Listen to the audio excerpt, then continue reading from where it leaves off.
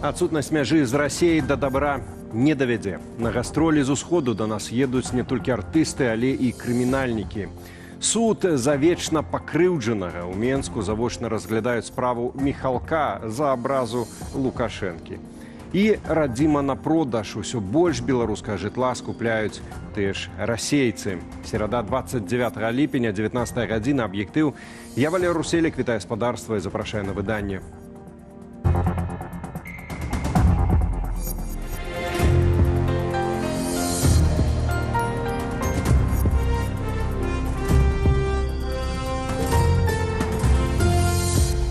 Не горш за сюжэт баевіка. У Менску міліцыя са стралянінай затрымлівала 3 рэцыдывістаў-замежнікаў, якія спрабавалі скрасці з катэджа ў навінках мільёны даляраў США.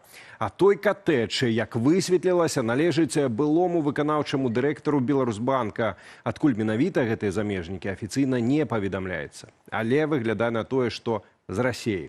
Падрабязней Ірына Дарафейчук. Страляніна ў навінках. Сілавікі выкарысталі аўтаматычную зброю пры затрыманні 3 злодзеяў. Как фамилия? Как фамилия? Как фамилия? Диана. Паводле Міністэрства ўнутраных справаў затрыманыя замежнікі. Пра іх грамадзянства наўпрост не паведамляецца, але іхныя асобы выяўлялі ў супрацы з расійскімі сілавікамі. Да і прыехалі яны з Расіі. На фактычную адсутнасць мяжы з суседняй краінай і магчымасці для экспарту злачыннасці неаднаразова звярталі ўвагу эксперты. Он приехал, хотел украсть от 1,5 миллиона до 5 миллионов.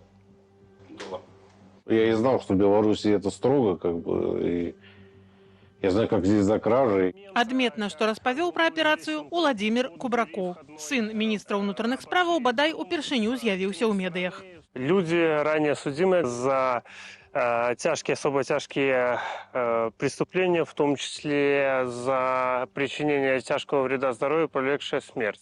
Паводле Міністэрства ўнутраных справаў сачылі за зламыснікамі з мінулага тыдня. У суботу, 25 ліпеня, аператыўнікі атрымалі інфармацыю, што невядомыя ў масках аглядаюць ваколіцы прыватнага дому ў цэнтральным раёне Менску. Пасля правядзення выведкі група з'ехала ў Расію. Вечером 27 июля оперативникам поступила информация о повторном въезде фигурантов на территории Республики Беларусь. Около полуночи злоумышленники прибыли к ранее выбранному домовладению на автомобиле, повредили стеклопакет и проникли внутрь жилища. На момент совершения преступления хозяева дома находились за пределами Республики Беларусь на отдыхе. Нашыя калегі са старонкі belsat.eu з дапамогаю ініцыятывы Белпол высветлілі, хто жыве ў катэджы, які паказалі на відэа. Гэта сям'я былога выканаўчага дырэктара Беларусьбанку. Чаму ў гэтым доме зламыснікі спадзяваліся знайсці грошы, сілавікі не паведамляюць. Падчас затрымання быў адкрыты агонь, у тым ліку з аўтаматычнай зброі і з выкарыстаннем выбухоўкі. Пры гэтым сярод рэчаў затрыманых агнястрэльная зброя не згадваецца. Такие преступления совершаются очень редко, и поэтому для того, чтобы предотвратить в последующем такие преступления, проводится такая массированная профилактическая работа, где показывают, как вычислили преступников, как их дерзко задержали с использованием оружия и специальных средств. Апошні раз пра затрыманне рабаўнікоў са стралянінай Міністэрства ўнутраных справаў паведамляла сёлета ў лютым. Тады група ўзброеных маладзёнаў напала на прыватны дом пад Смалявічамі. Нападнікамі аказаліся жыхары расійскага Ніжняга Новгараду. Ірына Дарафейчук, Белсат. Трагедыя на вуліцы Кісялёва ў Менску. На будаўніцтве жылога комплексу дэпо абваліліся арыштаванні. У выніку загінуў 1 працаўнік, яшчэ прынамсі 6 чалавек атрымалі траўмы. Усю першую палову дня ратавальнікі працягвалі разбіраць завалы, у тым ліку з дапамогаю кінолагаў, і шукаць пад імі магчымых пацярпелых. Таксама працаўнікі МНС спрабавалі стабілізаваць арыштаванні на верхніх паверхах. Прычынаў абвалу пакуль што не называюць. Трагедыя адбылася праз 3 месяцы пасля таго, як у Беларусі абнавілі правілы аховы працы ў будаўніцтве. Новыя нормы абавязваюць рэгулярна правяраць стан арыштаванняў і весці ўлік гэткіх аглядаў.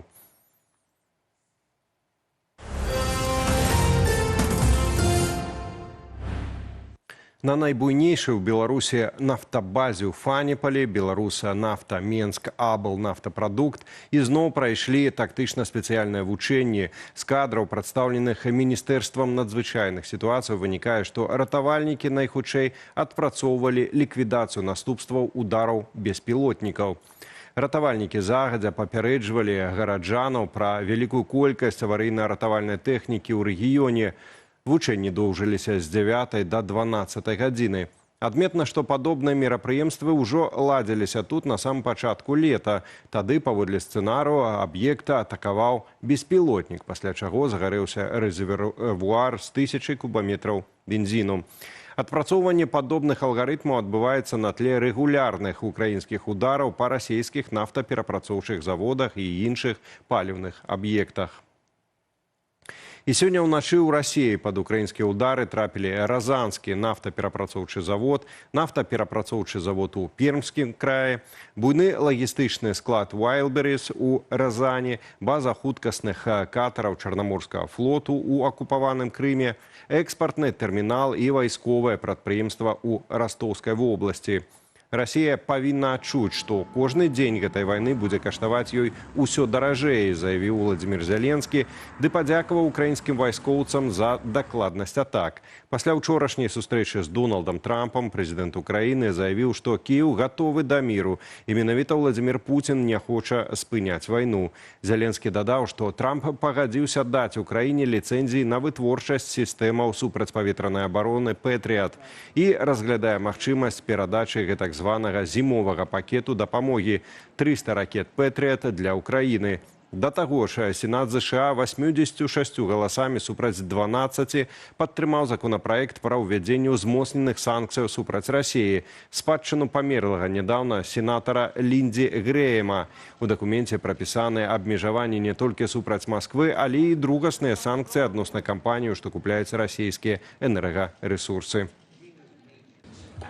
Чарговая справа за абразу Лукашэнкі сёння разглядаецца ў Менску. На ўмоўнай лаве падсудных вядомы музыка Сергей Михалок, які ўжо шмат гадоў жыве за мяжою, а таму працэс праходзіць завочна. Падрабязнасці ў наступным сюжэце.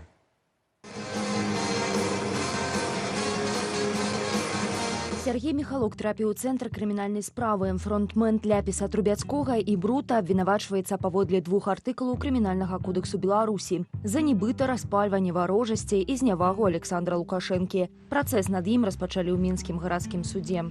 Вы видите, что происходит? Таких, как мы, таких, как вы, называют змагарами, вшивой интеллигенции. У суме паводле 2 артыкулаў Михалку пагражае да 9 гадоў пазбаўлення волі. Праз тое, што артыст не жыве ў Беларусі, следства будзе ісці завочна. Чарговая крымінальная справа працяг шматгадовай канфрантацыі з рэжымам Лукашэнкі. Пасля плошчы 2010-га канцэрты Ляпіса Трубяцкога і Брута ў Беларусі забаранялі, а сам музыка неаднаразова трапляў у спісы непажаданых артыстаў. Человек, который ненавидит свой народ. И он не, в лучшем случае заслуживает справедливого суда. У 2020 годзе падчас пратэстаў у Беларусі пасля прэзідэнцкіх выбараў Михалок адкрыта падтрымаў удзельнікаў акцыю. Пасля пачатку паўнамаштабнай вайны Расіі супраць Украіны ён працягнуў падтрымліваць украінскі народ, а адноўлены Ляпіс Трубяцкі выступаў на дабрачынных імпрэзах. И мы знаем, насколько сильна Украина, какие здесь прекрасные люди живут. Если вы не одумаетесь, вы сюда приедете, и вы здесь умрете. Слава Украине, живе Беларусь! За якія канкрэтна выказванні судзяць артыста, невядома. Летась рэжым прызнаў экстрэмійскім трэк гурта «Не быць скотам» на верш Янкі Купалы. Наста Печенькова, Белсад. Зрэшты, завочны суд можа чакаць і Лукашэнку ва ўкраіне. Паводле агенцыі Reuters, офіс прэзідэнта Владзіміра Зяленскага звярнуўся да генпракурора краіны з просьбай разгледзець завядзенне супраць Лукашэнкі крымінальнай справы.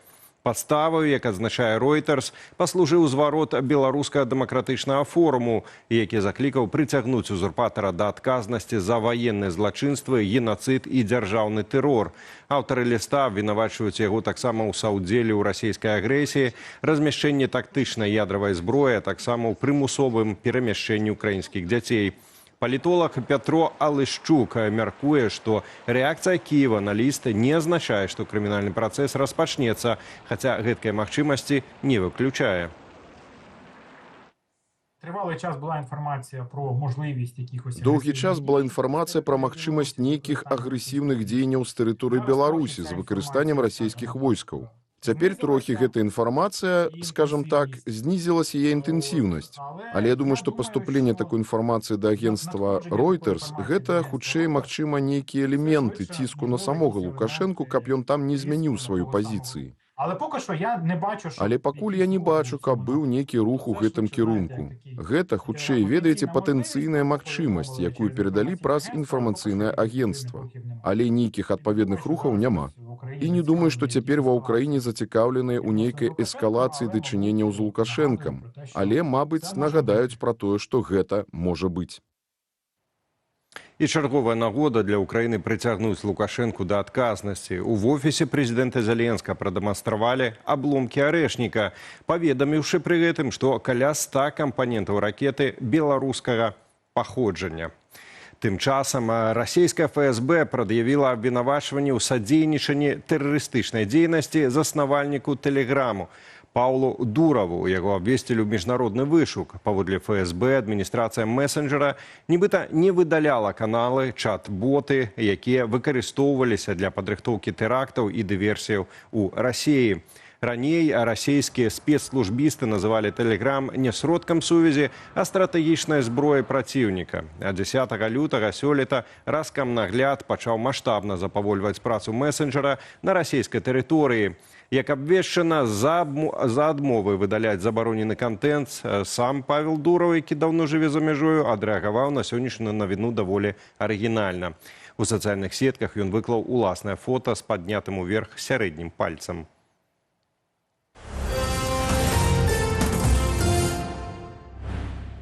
Не толькі лукашэнкавы рэжым зарабляе на вайне, але і шэраговыя грамадзяне, павышаючы цэны на жытло для ўсходніх суседзяў, якія ўсё часцей перабіраюцца жыць у Беларусь. У нашай ушчэнт зрасейзаванай краіне расейцы пачуваюцца як дома да вайны. У выніку квадратны метр у сталіцы за паўгода падаражэў на 27%. Пра ўсе прычыны падаражэння жытла распавядзе Юлія Цяльпук. Двухпакаёвая кватэра на вуліцы Макаёнка ў Менску. 418 тысяч рублёў за 43 квадратныя метры. На пачатку года такую ж можна было б набыць прыкладна за 330 тысяч. Цягам паўгода сярэдні кошт квадратнага метру на другасным рынку сталіцы вырас на 27%, паведаміла Нацыянальнае кадастравае агенцтва. Нягледзячы на зніжэнне колькасці угодаў, цэны на кватэры працягваюць расці на фоне абмежаванай прапановы. Назіраецца дысбаланс паміж тым, што рынак прапаноўвае, і тым, што гатовае купляць. У параўнанні з мінулым годам замест кожных 5 кватэраў прадаецца 4. Угодаў куплі-продажу менш, але жытло працягвае даражэць. Кадастравае агенцтва пералічыла прычыны. Рост амаль на 8% даходаў насельніцтва, прывабнасць крэдытаў пасля зніжэння стаўкі рафінансавання, стабільны курс беларускага рубля і на траціну меншая колькасць кватэр у продажы. Год таму было амаль 7 тысяч, цяпер каля 4,5. Тыя прадаўцы, якія былі,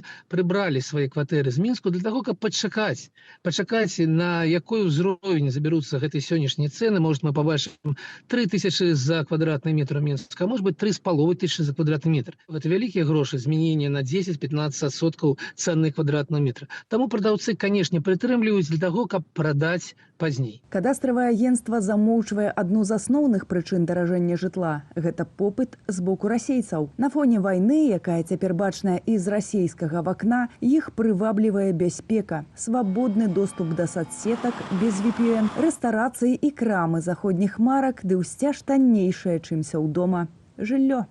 После того, как я записала видео, что я в Беларуси, у меня посыпались просто сотни сообщений в директ о том, помогите, там, как, где взять информацию, расскажите, как переехать в Беларусь. Как и в России, есть ВБ, Озон и доставка продуктов на дом. Здесь все на русском, схожий менталитет, и белорусы мне показались даже дружелюбнее. Міністэрства замежных справаў не дэталізуе інфармацыю што да колькасці расейцаў ці таксама украінцаў, якія выбіраюць пастаяннае жыхарства ў Беларусі. Міграцыя будзе на карысць, таму што гэта працоўныя рукі, як не дзіўна казаць, але ўсё ж такі нам расейцы бліжэй, чым пакістанцы, мьянмійцы ці узбекі.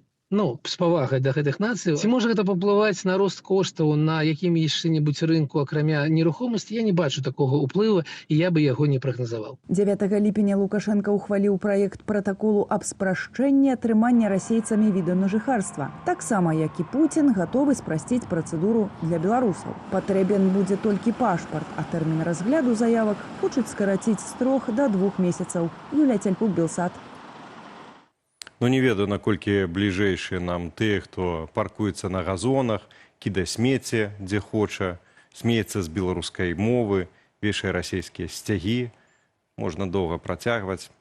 Тым часам меншукі і госці сталіцы ўсё часцей задаюцца пытаннем, куды знікаюць дарослыя дрэвы, якія дзесяцігоддзямі стваралі цень і ратавалі мінакоў ад летняй спёкі. На праспекце Незалежнасці, месцы, дзе яшчэ нядаўна раслі высокія дрэвы, цяпер закладаюць пліткай. Замест новых пасадак у адкрыты грунт камунальнікі абяцаюць усталяваць вазоны з ліпамі. Ці можа гэта быць адпаведнай заменай, разбіраліся ў наступным матэрыяле. Ямки, закладенные тротуарной плиткой, выкликали бурную реакцию в соцсетках. Фотоздымки с проспекту Незалежности за несколько дён собрали десятки тысяч проглядов и сотни комментароў. Люди прыгадывают, что еще несколько десятигоддзяў тому центр столицы літаральна патанаў у зелені, а цяпер замест магутных дрэваў усё часцей бетон. Немагчыма без слёз глядзець, у ва што ператвараецца некалі зялёны Мінск. Што тут абмяркоўваць? Жах. Пару гадоў таму была ў Ташкенце. Які ён зялёны, якія прыгожыя велізарныя дрэвы, іх так шмат. А Менск усё камянее і камянее з кожным годам. У Менск-Зелян-Будзе патлумачылі, што дрэвы гінулі не праз недахоп догляду. Паводле камунальнікаў, каранёвая сістэма была заціснута ў невялікіх лунках, а супрацьгалалёдныя рэагенты, выхлапныя газы і забруджванне паветра паступова знішчалі насаджэнні. Таму было прынятае рашэнне адмовіцца ад высадкі дрэваў у адкрыты грунт и заменить их вазонами с липами. Замена деревьев, которые садят в горшках, это не является альтернативой тем деревьям, которые растут полностью в грунте. Это все-таки больше какой-то, наверное, дизайн со стороны Зеленстроя, чем реальные действия, направленные на, скажем, на улучшение экологической составляющей города. Страта дарослых дрэваў – гэта не только пытанне эстетики. В первую очередь забьется на здоровье людей, на здоровье детей, потому что когда убираются зеленые наслаждения, не перерабатывается углекислый газ, то есть не перерабатываются выхлопные газы от автомобилей, город не отдыхает. Получается такой смог, люди дышат этим газом, ну и, соответственно, потом болеют. Што да вазонаў, у якіх будуць расці ліпы, першыя з іх на праспекце Незалежнасці маюць з'явіцца ўжо найбліжэйшымі днямі. Руслан Ігнатовіч, Павел Алейнікаў, Белсат. Пры гэтым гэтая праблема тычыцца не толькі сталіцы. Памятаю, як калісьці зялёны абсалютна гістарычны цэнтр маёй роднай горадні таксама ператваралі ў гэтую бязлюдную пустэльню. І тым часам новая хваля спёкі ідзе ў Беларусь. Паводле сіноптыкаў, сапраўдная сквар ажно да плюс 35 чакаецца ўжо 31 ліпеня. Гэткае экстрэмальнае надвор'е захаваецца цягам прыкладна тыдня. Усё з-за таго, што ў найбліжэйшыя дні ў Беларусь пачне паступаць цёплая трапічная паветраная маса з паўднёвага захаду. Ужо заўтра паветра прагрэецца да плюс 28, на паўднёвым захадзе да плюс 30. Згаданыя ж 35 градусаў варта чакаць 31 ліпеня і ў першы дзень жніўня, найперш у Берасцейскай вобласці. І на гэтым у аб'ектыве на сёння ўсё. Болей навіна ў нашых сацыяльных сетках і на старонцы belsat.eu. Інфармацыйны вечар тым часам працягваецца. Спадарства чакае студыя Белсат, у якой будзе шмат словаў, горача, таму што сёння ёю кіруе мой калега Алесь Залеўскі. Шмат словаў, а сэнс ці будзе, ну, будзем дасягаць. Ужо тэмпература падымаецца, правда? Так, ты падняў, справакаваў яе. Так, ну сапраўды, як і сказаў Валера, будзе не толькі шмат словаў, але і дамо канкрэты, яны будуць патрэбныя, бо сёння трошкі розныя тэмы, але аднолькава крызісныя, так, для нашай краіны. Першае, гэта пра расійскіх гастралёраў у Беларусі, ад кватэрных афераў да ўзброеных налётаў. Ці кантралююць сітуацыю беларускія сілавікі, якіх наступстваў чакаць ад вяртання сотняў тысяч расейцаў з вайны. Так, пра гэта ўжо пішуць расійскія журналісты. Ну і кватэры ў Менску за год падаражалі амаль на траціну, хоць паказчыкі прамысловасці паслядоўна падаюць, за кошт чаго беларусы працягваюць больш зарабляць і траціць, і ці надоўга хопіць эканоміцы гэтага запасу. Адмяркуем гэта з эканамістам Яраславам Романчуком, у тым ліку ў кантэксце сённяшніх урадавых прагнозаў на наступны год. Гэта ўсё неўзабаве ў жывым эфіры на Белсаце. Ну і таксама задамо Яраславу Романчуку тое пытанне, якое задаем і вам у нашай традыцыйнай апытанцы.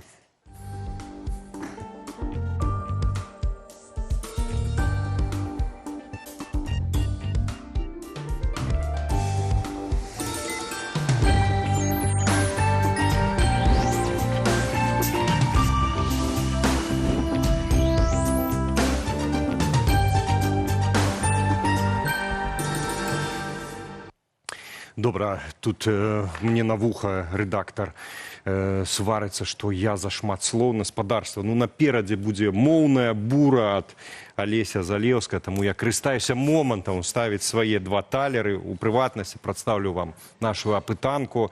Задаемся ўласна пытаннем. Беларусь – краіна для жыцця, і вось, ну, каму ёй добра жывецца?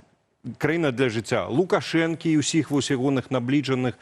Тут можна каго заўгодна ўзгадваць. Ад апошняга участковага, который рэпрэсуе людзей, бегае там, не дае людзям спакойна жыць. Да яго вы самых, там, я не ведаю, сыноў і палюбоўніц. Беларускага да менеджера Беларусьбанка, да якога акурат і кіраваліся расійскія гастралёры, каб скрасці з дому $1,5 мільёны.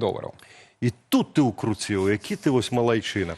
Яшчэ ёсць такі варыянт, ну, умоўна мы назвалі, краіна для жыцця расійскіх пенсіянераў. Канешне ж, гаворка агулам пра гэтую вось хвалю з усходу до нас. Едуць. Ну, а пенсіянеры, это ж не сённяшняга дня, з'ява, асабліва вось гэтай вайсковыя пенсіянеры, у которых пенсія добрая расійская, і яны ўжо сюды ехалі, а потым кожнага 9 траўня беснаваліся ў Берасці. І працягваюць гэта рабіць. Ёсць варыянт, канешне ж, усіх, краіна для жыцця ўсіх, ну, наша цудоўная Беларусь, ну і варыянт, не ведаю, я жыву за мяжою. Ёсць і такі, дарэчы, не самы непапулярны на сённяшні... На другім месцы, дарэчы, ён, спадарства, галасуеце вельмі цікава. Так, ну, тут толькі так можа быць блытаніна у тым, хто жыве за мяжой, але хоча выказацца, бо ведае, каму лепш цяпер жывецца ў Беларусі, таму вось так ваганне ці за першы, ці за апошні пункт галасаваць. Ну, я-то прагаласаваў, і гэтым разам... Так, ужо мне рэдактар на вуха кажа, што менш словаў. Да нашай першай тэмы за апошнія дні адразу некалькі гучных крымінальных гісторый у Беларусі аказаліся так ці інакш звязаныя з Расіяй. Узброеныя гастралёры ехалі па мільёны ў менскі катэдж. Грошы ад махінацыяў з кватэрамі адпраўлялі ў расійскі абшчак. А тым часам сотні тысяч удзельнікаў вайны супраць Украіны ўжо вяртаюцца з фронту. І наколькі ў тым ліку Беларусь гатовая да новых рызыкаў з усходу праз гэтую дзіравую, празрыстую, адсутную уяўную мяжу, і ці кантралююць насамрэч сітуацыю, ну, сілавікі Лукашэнкі, у многіх з якіх вісяць у кабінетах партрэты Пуціна. Неўзабаве абмяркуем усё гэта з палітычным аналітыкам Вадзімам Мажэйкам. Пацвердзіў.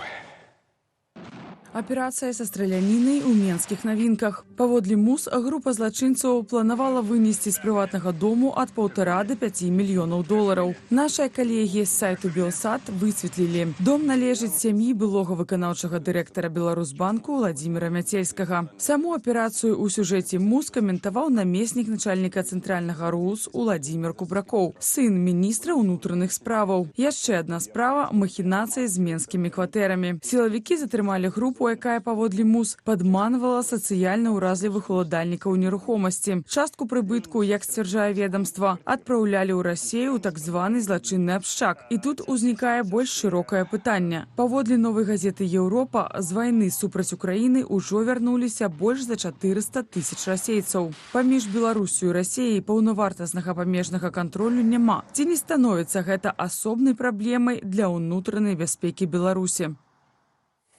Як і анансавалі, Вадзім Мажэйка, кіраўнік інстытуту даследаванняў бяспекі імя Касцюшкі, знаходзіцца з намі ў студыі сёння. Вечар добры вам.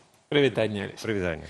Вадзім, першае пытанне, наколькі нам на агул было сэнсоўна апошнія гэтыя падзеі з удзелам прадстаўнікоў Расіі аб'ядноўваць у нейкую адну гісторыю, ці сапраўды мы можам зрабіць выснову, што акурат апошнім часам гэтая небяспека расце. Ну, бо ўжо дзесяткі год мы мяжуем з такой Расіяй, якая ёсць, і з такой мяжой, якую маем. Ну, і здавалася б, з гэтымі выклікамі па-рознаму, але спраўляліся. Цяпер, ты бачыш, праваахоўныя органы кантралююць сітуацыю? Ну, я згодны, што гэта сапраўды аб'яднаныя сюжэты, бо, ведаеце, калі мы бачым вось такія вось мілыя відэа, дзе некая там расіяначка кажа, што «О, як класна, пераязджаць у Беларусь, давайте ўсе пераедзем», то трэба разумець, што так прыедуць, вось, як казаў Кныровіч, да, прыедуць, канешне, працоўныя кадры, нехта проста грошы прывезе, нейкі там расійскія пенсіянеры, але разам з імі прыедзе і ўсё астатняе з Расіі. Яшчэ і на хуткасці 200 км на гадзіну, як яны любяць ганяць. Так, натуральна, гэта і побытавыя звычкі, як ты ж ужо казаў зараз, да, ў эфіры, паркоўкі на тратуарах сумнеўныя. Гэта і тое, што будуць фактычна, калі расейцы, умоўна, скупаюць кватэру ў Менску, то тыя, хто спецыялізуецца на тым, каб абносіць гэтыя самыя кватэры расейцаў, яны таксама будуць прыязджаць разам услед за імі. І адкрытая мяжа ўсіму тут дасяжная. Ці можна, напрыклад, узгадаць, як у Грузіі пасля пачатку вайны спачатку прыехала хваля расійскіх эмігрантаў, і акурат за ёй прыехала хваля наркадылераў, якія прывезлі тое самае для расійскіх эмігрантаў. То бок трэба разумець, што гэта такі не чорна-белая карціна, усё будзе адразу.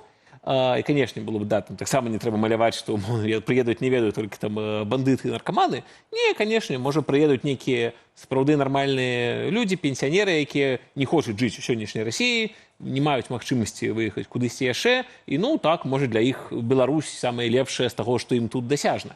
Але, так, трэба разумець, што да гэтага варта быць гатовым. І тут, канешне, вялікі выклік для сілавікоў, бо адна справа, калі ты можаш шыра казаць пра праблемы, але я баюся, у цяперашнім палітычным становішчы ў Беларусі сілавыя ведомствы проста не змогуць адкрыта казаць, што, слухайце, праблема, пераязджае шмат расейцаў, трэба гэта неяк рэгуляваць. Я баюся, што з палітычных прычынаў яны будуць баяцца рыць у гэтым накірунку, ну, а адпаведна, калі такія вось палітычныя прычыны пачынаюць кіраваць дзеяннем сілавікоў у такіх абсалютна побытавых сітуацыях, як камусь там абарбавалі кватэру, там вынеслі тэлевізор. Тады, канешне, гэта будзе проста сніжаць эфектыўнасць працы, ну і, адпаведна, сітуацыя з бяспекай у Беларусі будзе рабіцца горш. Ну, вось, акурат Кубракоў па выніках вось гэтай гісторыі з гастралёрамі, якія так у выніку ж і не даехалі да гэтага менеджера Беларусьбанка, былога менеджера Беларусьбанка, 1,5 мільёны долараў, нібыта па наводцы яны ехалі, ведалі, што знаходзяцца ў катэджы. Ён паведаміў, міністр, што нібыта вось з мяжы ўжо паступіў нейкі сігнал, яны ўжо рыхтаваліся і гэтак далей. Але акурат днямі Новая Еўропа, расійскае выданне незалежнае, апублікавала дадзенае, што больш за 400 тысяч удзельнікаў так званай СВА ўжо вярнуліся з фронта ў Расію. Ну і адпаведна так шукаю, хто цяпер працы, хто што, так як заняцца ў новым жыцці. І вось пры такіх вялікіх так маштабах, ну, мы зразумела, што это ўскосна, што это ў Расію ўсё патрапляе. Але вось як пры сённяшнім кантролі мяжы, ці магчыма беларускім праваахоўнікам утрымаць? Натуральна, што... Якія будуць захады? Як ты бачыш? Конечно, было б там перабольшаннем сказаць, што ўсе 400 тысяч у Беларусь паедуць. Але, ну, таксама было б дзіўна лічыць, што нуль з іх прыедзе ў Беларусь. Канешне, нейкая частка прыедзе. І... Як мінімум санаторыі. Мы ведаем, што як мінімум 2 беларускіх санаторыі будуць прымаць. Натуральна. Ды і проста нават там без цэнтралізаваных праграмаў, проста гэта такія ж, як бы, расейцы, як і іншыя, ім таксама можа здавацца класныя ідэі на грошы, якія яны зарабілі на вайне, калі яны не загінулі самі. Ну, класная ідэя на іх, напрыклад, недзе набыць нерухомасць. Ну, натуральна, што не ў Варшаве, а вось у Мінску, напрыклад, ці ў нейкім маленькім беларускім горадзе. І трэба разумець, што на вялікі жаль людзі, якія вяртаюцца з вайны, гэта паўсюль праблема, проста ў нейкіх краінах, як, напрыклад, у Злучаных Штатах, ці як зараз ва ўкраіне, аб гэтым адкрыта кажуць, працуюць псіхалагічныя праграмы, падтрымка, працуюць НДА і шмат чаго яшчэ. Канешне, у сённяшняй Расіі з гэтым усім усё значна горш, і самі расійскія медыа таксама пра гэта ведаю. Пішуць і скардзяцца, што гэта велічэзная праблема, гэта рэгулярныя гісторыі, што нехта там умоўна забіў суседа, паехаў на вайну, вярнуўся назад і зноў забіў некага суседа. І гэта абсалютна жудасная рэчаіснасць. На вайне гэтыя людзі набываюць досвед, ну, фактычна, рашэнне праблемаў шляхам забойства, на гэта ёсць вайна. І, канешне, гэта, ведаеце, я таксама з дзяцінства ўзгадываю досвед таго, што навокал недзе ёсць афганцы, то бок тыя, хто былі в Афганістане. У мяне з дзяцінства я не шмат ведаў кантэкст, але я проста разумеў, гэта, ну, такія небяспечныя, адбітыя людзі, якія могуць, калі што, карыстацца гвалтам проста з будь-якой нагоды. І натуральна, што і колькасна, і якасна, ну, гэта непараўнальны досвед сённяшняя вайна Расіі ва ўкраіне, і тады і Афганістан. Я ўжо не кажу пра вагнераўцаў, дзе ўвогуле гэта нават не рэгулярныя вайскоўцы, а проста, ну, бандыты з кувалдамі. Канешне, мне здаецца, ніводзін нармальны чалавек з любымі палітычнымі нават поглядамі, нават самы пуцініст, ён бы не хацеў, каб, ведаеце, ягонае дзіця хадзіла ў дзіцячы садок, куды вагнеравец кагосьці прыводзіць, ці каб вагнеравец хадзіў, не ведаю, каля брамкі дзіцячага садка яго сына. Ніхто б такога не хацеў. І, канешне, трэба разумець, што зноў-такі вось сяброўства з Расіяй сённяшняй, яно ідзе ў камплекце. Тут табе і крэдыты, тут табе і танны газ, і так, тут табе вось гэтыя 400 тысяч вярнуўшыхся з так званай СВА, якія, ну, фактычна траўмаваныя людзі, якім трэба альбо камусьці псіхалагічная дапамога, камусьці турма за вайсковыя злачынствы, але ў любым выпадку не хадзіць па вуліцах беларускіх гарадоў. Цяперашні рэжым Лукашэнкі, бачым, ад гэтага і блізка беларусаў не абараняе. Еще трэба дадаць, што, ну, не толькі расійскія грамадзяне поедуць сюды, которые былі на фронте, але і тыя беларускія грамадзяне, которые былыя зэкі, которые там алкаголікі, которые таксама удзельнічаюць на баку Расіі, яны-то ўжо 100% поедуць дадому. Гэта праўда, і вельмі відавочна, што рэжым Лукашэнкі ніяк не супраціўляўся усім тым, хто хоча паехаць ваяваць за Расію. А іх значная колькасць, пра што... Так, ёсць, адрэчы, не бачу, каб нейкіх такіх прям канкрэтных падлікаў, але гаворка ідзе пра тысячы людзей дакладна. І так, трэба разумець, што, ну, для рэжыма Лукашэнкі тут дзейнічала вельмі цынічная і па-свойму лагічная ідэя, што калі ў Беларусі ёсць людзі, якія гатовыя за грошы ваяваць за Расію, то вельмі добра, ў прынцыпе, каб не было такіх людзей у Беларусі, яны і для рэжыма это небяспечны. Добра іх сплавіць у саму Расію, хай яны там дзесьці загінуць на вайне. Але гэта логіка мае адну хібу, што, слушна кажаш, калі некая частка з іх выжыве і вернецца. А яшчэ саслужыўцы прыедуць. Так, і з тыя самымі памкненнямі, толькі яшчэ і з вайсковым досведам. Калегі, цікавая тэма. Я баюся, што мы пойдзем у вайну, а ў нас тут яшчэ адзін ёсць сюжэт менавіта звязаны з Беларусю і з Міністэрствам унутраных справаў, што акурат у гэтую аперацыю па тым, як злавілі гастралёраў з Расіі, каментуе Владзімір Кубракоў.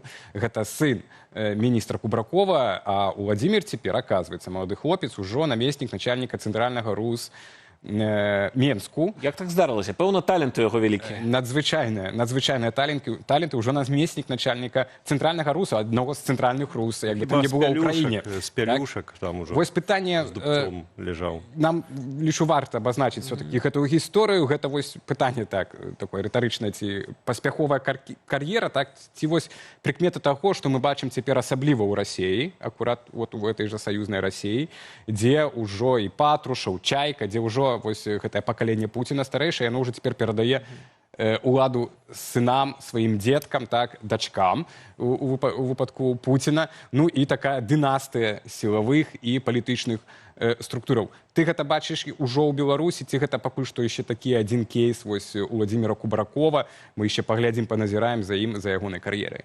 Ну, ведаеш, я б сказаў бы, што сама вось база тут абсалютна натуральная, любыя эліты паўсюль самі сабе імкнуцца ўзнаўляць.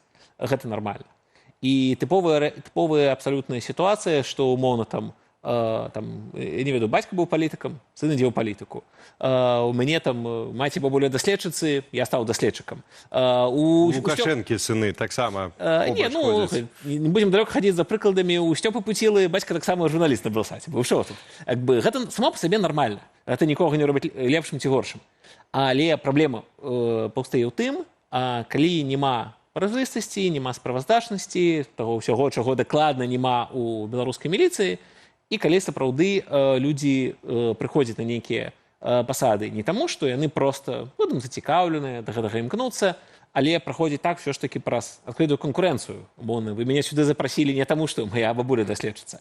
А вось так, наконт сына беларускіх сілавікоў, канешне, які займае высокую пасаду у сілавых ведомствах, вялікае пытанне, якім чынам он туды трапляюць, ёсць тут незалежны кантроль грамадскі, а натуральна, што не, і фактычна людзі трапляюць па пратэкцыі. Можа, сам ён і добры хлопча, не ведаю пра яго гэтага. Але сам факт, канешне, вось такой несправаздачнасці сістэмы, проста ў такіх гісторыях, калі прозвішчы супадаюць, ён робіцца яшчэ больш такім відавочным. Ну і галоўная ж праблема не ў тым, чый ён сын ці бацька, а праблема ў тым, што калі прызначэнні ідуць мерытакратычна, то бок за якасці прафесійныя, будзе эфектыўна выканана праца.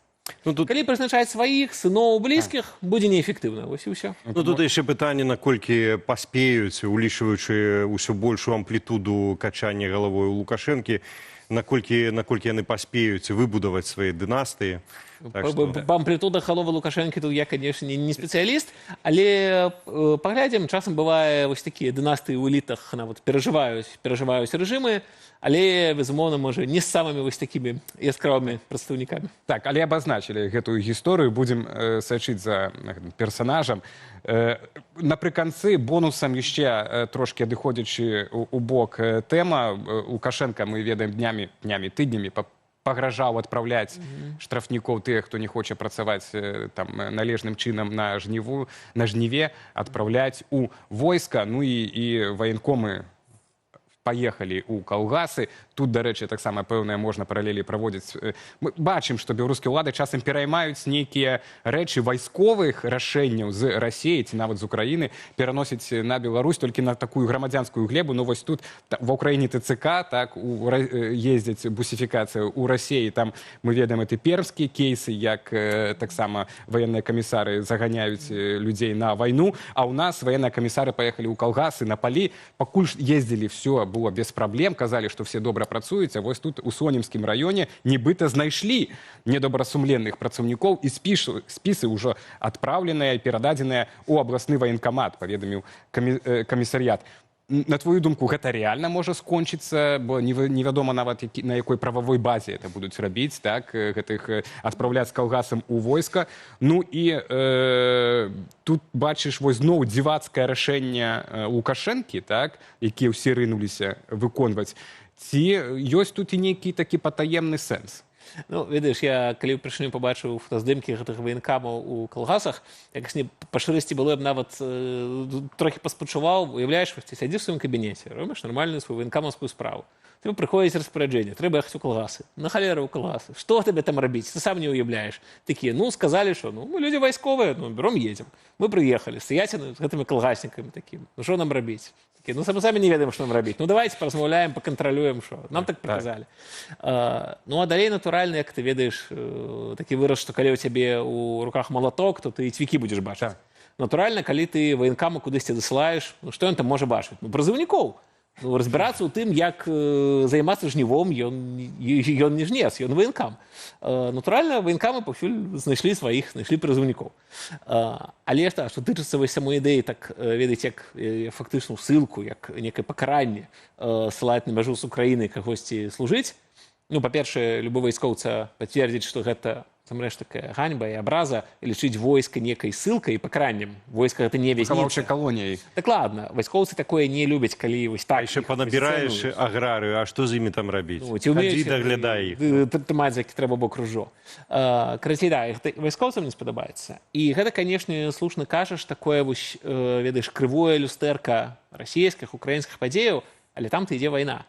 У нас як бы не зусім зразумела на халеру людзей прысылаць іх служыць на мяжу войска, бо там як бы нічога, здаецца, надзвычайнага не здараецца. Нават украінцы кажуць, так. Дакладна. Таму, канешне, гэта ўсё, ну, такі тыповы лукашэнкаўскі папулізм, што тычыцца заканадаўчых мераў, я думаю, меры знойдуцца, іногда не да законов, але, канешне, зноў-такі вось такія кадры, чарговы абсурд лукашэнкаўскай сістэмы. Так, зафіксавалі мы яго таксама, дзякуючы нашаму госцю Вадзім Мажэйка, кіраўнік Інстытута даследавання бяспекі мяккасцюшкі, быў разам з намі. Дзякуй табе, Вадзім. Дзякуй вам. За сённяшні візіт, а мы крочым далей. Далей у нас эканоміка. Кватэры ў Менску за год падаражэлі амаль на траціну. За год на траціну, на 30 амаль адсоткаў. І гэта пры тым, што купляць іх сталі радзей. На першы погляд, беларуская эканоміка дазваляе сабе такі аптымізм. Заробкі растуць, рознічны гандаль таксама. Але свежыя лічбы Белстату за першае паўгоддзе паказваюць значна больш супярэчлівую карціну. Што насамрэч сёння цягне беларускую эканоміку і ці надоўга хопіць гэтага запасу трываласці? Хутка ў эфіры высветлім якраз з эканамістам Яраславам Раманчуком. За паўгода колькасць угодаў з кватэрамі ў Менску скарацілася на 17%, а квадратны метр на другасным рынку за год падаражэў ажно на 27%. Адна з прычынаў – дэфіцыт. Прапанова кватэры ў сталіцы скарацілася з 6800 да 4500. А што з эканомікай, якая дазваляе беларусам плаціць такія грошы? Свежыя звесткі Белстату паказваюць вельмі няроўную карціну. Прамысловасць скарацілася ў 4 рэгіёнах, найбольш у Магілёўскай в области Менску і на Гарадзеншчыне. Затое сельская гаспадарка афіцыйна вырасла ва ўсіх вобласцях. Паўсюль расце і рознічны гандаль, а рэальныя даходы беларусаў амаль на 8%. То бок прамысловасць месцамі ўжо буксуе, але беларусы працягваюць больш зарабляць і больш траціць. За кошт чаго захоўваецца гэтая мадэль? І ці надоўга? Ярослав Раманчук, эканаміст і прэзідэнт Міжнароднага інстытуту свабоды, знаходзіцца з намі на відэасувязі. Спадар Ярослав, вітаем вас. Добрый вечар. Вітаю, добрага вечара. Так, не ад кватэраў пачнем, а ад агулам бадай. Вось прамысловасць падае. Ужо ж у год яна падае, так не па ўсім рэгіёнам, скажем так, але па асноўным рэгіёнам. Дык адкуль сёння ў беларускай эканоміцы бяруцца грошы на рост? Такое простае пытанне. Ёсць адна крыніца таго, адкуль Лукашенко бярэ грошы, тым больш 26-м годзе, калі, напрыклад, у Расіі там 25-30% магутнасцяў на нафтапераработкі няма. Гэта нафтаперапрацоўчы сектар. Мы таксама бачым БМЗ там працуе там майже на 100% сваіх магутнасцяў і ўсё амаль прадае выключна ў Расію. Гэта і сельская гаспадарчая прадукцыя. Ну, такім чынам Лукашенко зарабляе на вайне. Мы не будзем будем памятаць, што Лукашенко пастаўляе шмат чаго з Кітаю і потым гэта прадае зноў як тавары для ВПК расійскага. Так што каму война, а кому и заробок, кому прибуток. И Лукашенко карыстаецца з тым статусам, які ён мае і зарабляе. І гэтыя лічбы, якія мы бачым і па прамысловасці, па ВУПу, і па ўсім, гэта не толькі, што кожны там бюджэтнік зарабляе, альбо прадпрымальнікі сталі зарабляць больш. Просто агульныя лічбы агрэгатныя паказваюць, што вось менавіта так здараецца, але паглядзім на выдайнасць працы, там яна амаль там, на 1-2%, і калі гэта мы маем рэальныя даходы альбо заробкі ў рэальным выражэнні там 7-8, ну, гэта зноў не пра ўстойлівасць, гэта проста пра некія хацелкі і пра некія сектары, якія атрымліваюць больш. Вот я толькі па сельскай гаспадарцы. Так, НПЗ, вы сказалі, зарабляе, гэта лагічна. Мы ведаем крызіс у Расіі, адпаведна. ПМЗ зарабляе. І сельская гаспадарка. Зарабляе пелінг, зарабляе МЗКТ. Усё тут звязана з военно-прамысловым комплексам, ускосна альбо не, гэта зарабляе. Потом памятаем, што Белджина прадала там яно у Расіі там больш за 50 тысяч аўтамабіляў за першае паўгоддзе. Таксама гэта такая, ведаеце, добры прыбутак маюць. Так что, ну, ёсць што прадаваць, і рынок Расіі купляе, чаму не зарабляць. А адкуль рост у сельскай гаспадаркі? Вот што я хацеў вас запытацца. Таму што паводле лічбаў тых Белстата у нас ва ўсіх абласцях рост. Мала якая галіна ў Беларусі мае такі рост. Хаця мы і ведаем акурат, што і былі гэтыя праблемы і з бульбамі, і пастаянныя падзежы жывёл там у абласцях проста катастрафічныя і гэтак далей. А сельская гаспадарка расце. За кошт чаго? Гэта ўсё было мінулым, а сёння, ведаеце, гэта аграбароны і люди крэатыўныя. Яны знаюць, што калі не будуць яны рысаваць добрыя паказчыкі, Лукашенко мало того, што звольніць, можа яшчэ ў вязніцу пасадзіць, але можа, напрыклад, і крэдытаў не даць, альбо там не закуп некія там умовы пагоршыць. Таму гэта ўсё з таго, што я думаю, што часть прыпісак ёсць, гэта крэатыўная статыстыка. Па-другое, у гэтым годзе вось тое, што мы маем, гэта зноў наследак таго, што Беларусь прадае ў Расію шмат прадукцыі. Вось і трэці ўраджай, прырода дала, сонце, дожджык пайшоў. Ну, там таду вось яны рысуюць такія паказчыкі. Так што, ведаеце, сельская гаспадарка гэта не тое, што там, ведаеце, сталі больш прадаваць нейкая высокая тэхналагічная прадукцыя. Вы паглядзіце на тыя, за кошт чаго, фізычныя аб'ёмы, бачым, што так, ну, просто гэты год такі. Часамі здараецца, што яблыкі ўродзяць, часамі там морква ўродзіць, а тут урадзіла, і вось таму маем. Ведаеце, вось наконт паказніку напярэдадні якраз пахваліліся, што ўжо намалацілі, што, праўда, не ўдакладнілі языкамі ці камбайнамі 3 мільёны тонн. Так што малацьба ідзе, між тым спадара Ярослаў, спадар у прэзідэнце, можна так сказаць. Паслухайце, а чаго ж тады Лукашенко так ные, каб Захад ўсё-такі зняў гэтыя санкцыі, калі ў яго нармальна малаціць атрымліваецца і без Захаду? Неўжо толькі вось хацелкі, грошай яму малавата? Малаціць статыстыкай, гэта не ўмеюць ачкавцірацтва, як ён кажа, гэта ў яго ў крыві ў гэтай сістэме. Але калі ён кажа пра санкцыі, ён кажа не пра беларусаў думае, не пра беларускі бізнес. Ён думае пра ЗАО «Сям'я», пра тое, каб магчыма было і фінансавая аперацыя рабіць, і яму зарабляць, ведаеце, кампанія ў Амерыцы. Ну, якое яна мае значэнне для беларускай эканомікі? Ніякога, але менавіта нейкія патокі рабіць, гэта для яго вельмі патрэбна. Таксама, калі, напрыклад, не будуць санкцыі мець беларускія кампаніі, банкі, таксама яны могуць выкарыстоўваць расійскія тавары. Так што гэта будзе такая таварная сетка для расійскага бізнесу, які сёння пад санкцыямі. Так што Лукашенко гэта такая жывёла, якая зарабляе там, дзе можна. Калі ён бачыць, што Трамп ужо пачаў сябраваць з Зеленскім, ужо не мае таго, што раньш было там за 1,5 гады, як ён казаў, там прымушаў Зеленскага таго, каб ён там паддаўся, аддаў частину тэрыторыі. Сёння ён бачым уже все Трамп і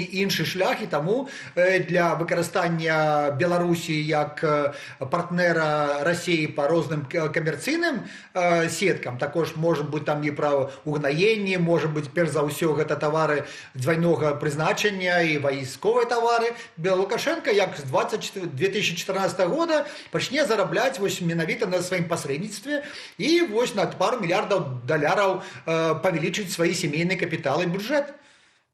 Спадар Ярослаў, сёння я хацеў бы трошкі змяніць так вугал наш погляду на эканоміку, бо сёння не толькі Белстат апублікаваў дадзеныя за паўгады па эканоміцы. Я там нагадаю, што там шмат дзе падзенні, перадусім у прамысловасці, хаця вот тут спадар Ярослаў кажа, што БМЗ нібыта на поўную катушку загружаны і працуе. Но але калі мы паглядзім на іншы івент, які адбыўся сёння ва ўрадзе, гэта паседжанне міністраў так на чале з прэм'ер-міністрам Турчыным датычна вось фармавання прагнозных паказчыкаў ужо на 2027 год, на наступны. Ну дык здавалася б нічога дзіўнага, тыя ж самыя вялікія лічбы, але гэта ўжо іншыя лічбы, гэта лічбы меншыя, чым у гэтым годзе. Напрыклад, яны прызнаюцца, што рэальны рост даходаў і заробкаў у наступным годзе чакаецца на ўзроўні 3% у наступным годзе. А гэта, увага, амаль у 2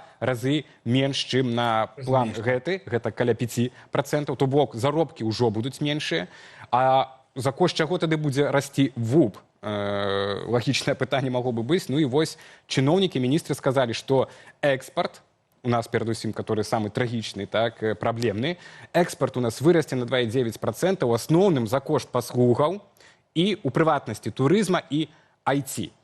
Спадар Ярослаў, хацеў бы, каб вы вось пракаментавалі гэтыя планы і па ВУПу росту, за кошт чаго мы можам у наступным годзе выжыць наша эканоміка, но але ўжо і вось гэтыя планы, што заробкі будуць менш, чтобы больш адэкватны погляд стаў у міністраў.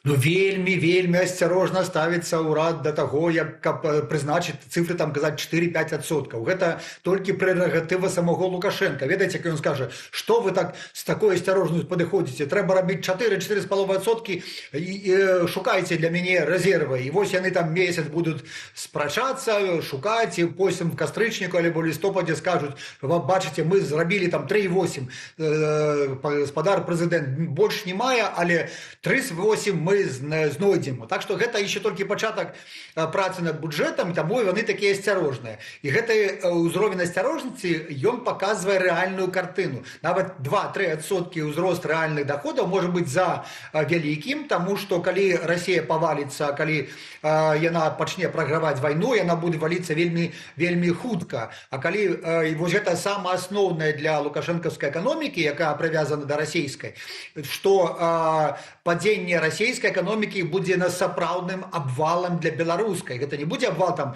да 1-2%, гэта будзе 5-10% адразу, таму што альтэрнатываў і экспарту, ні там інвестыцыяў, ні пастаўкам там суравіны нічога не будзе. Просто гэта будзе, як ведаеце, як калісьці Савецкі Саюз разваліўся, і ўсё гэта стала колам. Так вось гэта поза, якая можа быць 27 годзе, калі Украіна пераможа ў вайне менавіта у гэтым годзе. І Лукашенко гэта баіцца, і ўрад гэта баіцца, але ніхто не можа гэта агучыць. І таму не кажуць, ну добра, вось, ведаеце, 3% гэта будзе вось попыт з внутрашняга рынку, гэта людзі, хатнія гаспадарства будуць купляць тавары, будуць нейкія бюджэтныя інвестыцыі, дзяржаўныя закупкі у сферы там прамысловасці, сельскай гаспадаркі.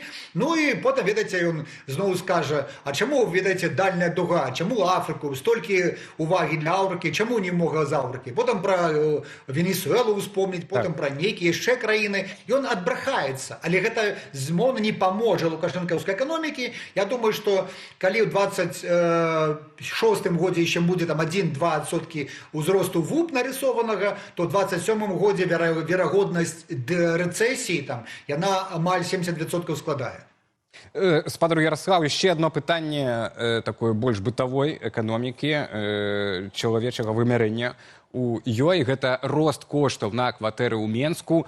там на пачатку года, ну, мы думалі, што гэта нешта часовае. Увесну мы падумалі, што ну вось расіяну больш прыехала купляць, таму што больш свабоды ў параўнанню з Расіяй. Но вось на лета выдаюць статыстыку, што 27%, на 27% вырас квадратны метр у Менску. Ужо цяпер там у цэнтральным раёне там убітая двушка больш за $2000, 1 квадратны метр каштуе, увагу. Але калі мы паглядзім пры гэтым, то колькасць продажаў кватэр падае, то бок росты растуць, а попыту мала, то бок мала кватэр прадаецца. Што гэта за з'ява, што цяпер людзям рабіць? Прадаваць кватэры ці чакаць, калі упадзе цана?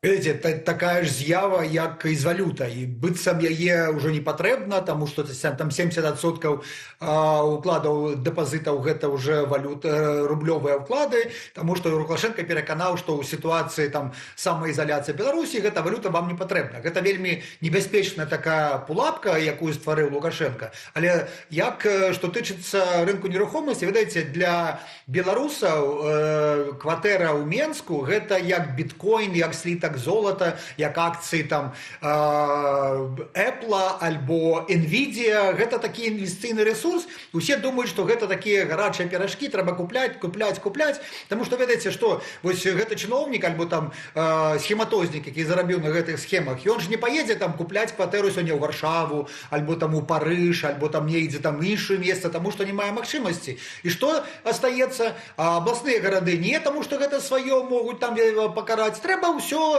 інвестыцыйныя ресурсы трэба укладаць выключна ў Менск. І таму Менск стаў такім меккай. Гэта як Менск для беларусаў з точкі зору інвестыцыйных ресурсаў, гэта як Лондан для ўсяго свету. І таму, калі няма проста подажы кватэраў, таму што столькі не будуюць, а людзі зарабляюць вось на вайне, на інвестыцыях, на дзяржаўных закупівлях, яны проста і фарміруюць гэту цэну. І цана такая 2000, плюс яшчэ там частка расіян, яна будзе трымацца, але зноwu, калі зрушыцца ўсё з такой точкі, як сёння мы маем, калі Расія будзе ў крызісе, і тады вось тыя прапорцыі, якія збудаваў Лукашенко падчас вайны, калі ўсё ўжо не рынкавае, яны парушацца, і тады цана квадратнага метра не можа быць $2000, яна будзе значна менш. Так што,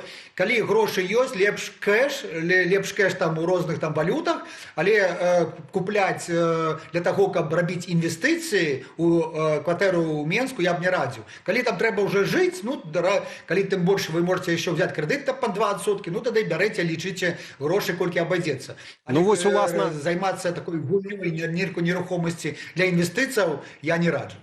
Спадару Ярославе, у нас літаральна 10 секунд засталося. Мы паабяцалі нашим гледачам, што задамо тое ж самае пытанне і вам, што задаем і ім. Беларусь краіна для жыцця. У нас 4 варыянты адказу. Лукашэнкі і яго набліжаных, такі самы просты адказ. Потым расійскіх пенсіянераў, потым адказ усіх, а тады пытаннечка, калі за яго прагаласуеце, чаму вы не ў Беларусі. І чацвёрты варыянт адказу, не ведаю, я жыву за мяжою, таксама будзе дзіўна, калі прагаласуеце за яго, бо вы ведаеце ўсё. І ўсё-такі, за які варыянт прагаласуеце? Я, як нагадаю, 2020 год, памятаеце, 3% было. 3% распараджальнікаў, спажыцоў чужога, на чале якіх стаіць ЗАО «Сям'я Лукашенко». Вось каму вельмі добра жыцца ў гэтай сённяшняй дыктатуры Беларусі. І за гэты варыянт прагаласавалі 76% наших гледачоў. Дзякуй вялікі вам за сённяшнюю размову, за ўдзел у нашым галасаванні. Мы нагадаем, Ярослав Романчук, эканаміст і прэзідэнт Міжнароднага інстытуту свабоды, быў з намі. Ну а цяпер пераходзім да нашай сталай рубрыкі «Навіны рэгіёнаў», якую мы рыхтуем сумесна з рэдакцыяй БГ-медыя. І гэтым разам відэа з Бабруйску. Ім адкрываем нашу рубрыку. Там мясцовы жыхар запісаў, як выглядае падвал ягонага дому па вуліцы Маскоўскай. Усе памяшканні затопленыя вадой і каналізацыйнымі сцёкамі. Паводле мужчыны, яны ўжо месяц пішуць непасрэдна ўжо ў 13, якую адказная за іхны дом, але праблема гэтак і не развязаная. Адзінае, што па словах мужчыны зрабілі працаўнікі ЖЭУ, гэта павесілі на падвал замок, каб ніхто больш не пабачыў, што там робіцца. К вахтерше месяц обращался, что чаше подвал. Значит, она говорит, я звоню, вот. Никто не идет. Значит, никто не идет, никому не пишут. Снова подходим к подвалу. Какое удивительно у нас руководство ЖУ-13. Не успели посмотреть мое видео, они вместо того, чтобы подвал чистить, вот, пожалуйста, они повесили новенький замочек. Там, где этот замочек, никогда в жизни не висел. Это, ведаеш, і журналістаў незалежных всіх альбо пасадзілі, альбо павыганялі з краіны, каб ніхто не бачыў, у якім гаўне апынулася Беларусь за гэтых лукашыстаў. Малавата лайкаў. Бачыў, што прагаласавала ў нашай апытанцы больш, чым паставіла лайк. Што, мы не заслужылі? З Валерам стараемся ўжо амаль гадзіну. Давайте. Наступнае. Вуліца Першая Луначарскага ў Гомлі патанае пасля кожнага дажджу. Мясцовая жыхарка паскардзілася на стан дарогі ў Трэц. Маўляў, пасля дажджу участак каля дамоў ад нумару 70 да нумару 96 пераўтвараецца ў гразевае месіва. Паводле жанчыны, першы зварот праз сэрвіс 115.бел выніку не прынёс. Пасля гэтага яна накіравала зварот у адміністрацыю раёну і цяпер чакае афіцыйнага адказу. Паводле жанчыны дабрацца да прыпынку грамадскага транспарту становіцца сапраўдным выпрабаваннем. У каментарах ёй раяць звяртацца па гарачай лініі ўсім інстанцыям. Гарвыканкаму, облвыканкаму, а таксама ў чат-бот ДАІ.